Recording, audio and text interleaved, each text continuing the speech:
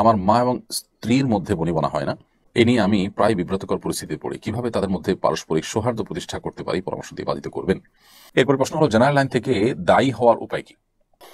আমার মা এবং স্ত্রীর মধ্যে বনিবনা হয় না।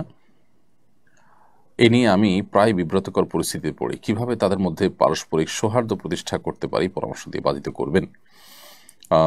প্রিয় দর্শক, মা এবং স্ত্রীর মধ্যে যখন বনিবনা হয় না, তখন আসলে ছেলেদের জন্য, স্বামীর জন্য, স্বামী হিসাবে ছেলেদের জন্য অনেক কঠিন পরিস্থিতির মুখোমুখি হতে হয়। অনেকটা পাটা পুতুর ঘষাঘষিতে যেরকম মরিচ বা অন্যান্য জিনিসপত্র যেগুলো আমরা বেটে থাকি, সেগুলোর অবস্থা যেরকম কাহিল থাকে, ঠিক একই রকম অবস্থা ছেলেদের হয়ে থাকে। তো এরকম পরিস্থিতিতে আমরা সবসময় বলি যে উভয় পক্ষের হক এবং অধিকারগুলোর সর্বাগ্রে আমাদের জানা কর্তব্য। স্ত্রীর হক কি, মায়ের হক কি, সেটা আমাদের জানতে হবে। একজনের দিকে আমি টানতে গিয়ে যদি অন্যজনের প্রতি অবিচার হয়, অন্যজনের হক যদি নষ্ট হয়, তাহলে সেটা ভুল হবে এবং সঠিক কাজ হবে না। তো এই জন্য সবার হক এবং সবার প্রাপ্যগুলো আমাদেরকে আগে ভালো করে জানতে হবে। দ্বিতীয়ত যে কাজটি করতে হবে তা হলো, মা এবং স্ত্রী উভয়ের কাছেই যথাসম্ভব চেষ্টা করতে হবে তাদের পারস্পরিক বনিবনা না হওয়ার বিষয়গুলোকে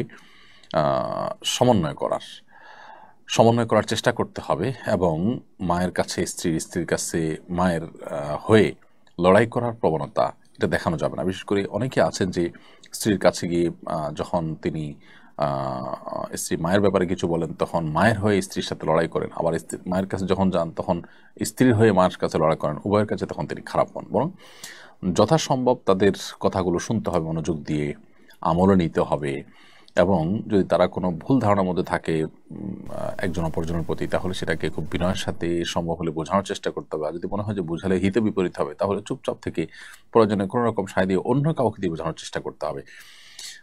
কিন্তু এর মানে এই না যে কোনো জুলুম হলে, অবিচার হলে আপনি নির্বিকার থাকবেন, কিন্তু যথাসম্ভব এই ক্ষেত্রে ব্যালেন্স করার চেষ্টা আমাদের করতে হবে এবং এটা করতে যদি আমরা ভুল করি, তাহলে সেক্ষেত্রে এর জন্য আমাদেরকে অনেক মূল্য দিতে হতে পারে। এরপরে প্রশ্ন হলো, জেনারেল লাইন থেকে দায়ী হওয়ার উপায় কি?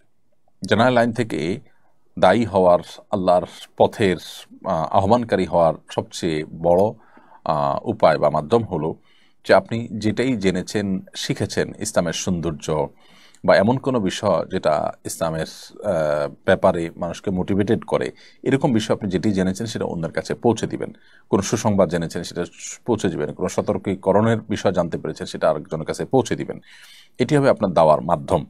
এর বাইরে আপনার মাসলা মাসাইল বিষয় বা আকীদাগত বিষয় বা ইসলামের সূক্ষ্ম বিষয়, যেগুলো আসলে স্কলারদের কাজ বা এই সাবজেক্টের এক্সপার্টদের কাজ, সেটা আমরা সাধারণ ভাইরা করতে যাব না। এক্ষেত্রে মাত্রা জ্ঞানটা অনেকটা গুরুত্বপূর্ণ। আমাদের জেনারেল লাইন থেকে যারা দাওয়াতের কাজে আসেন, অনেকে আছেন যে এখানে এসে তারা মাত্রা জ্ঞান হারিয়ে ফেলেন এবং যেটা তার সাবজেক্ট না সেই সাবজেক্ট তিনি কথা বলেন, যেটা তিনি বলতে পারেন না সেই কথা তিনি বলে ফেলেন। এটা যেন না হয়।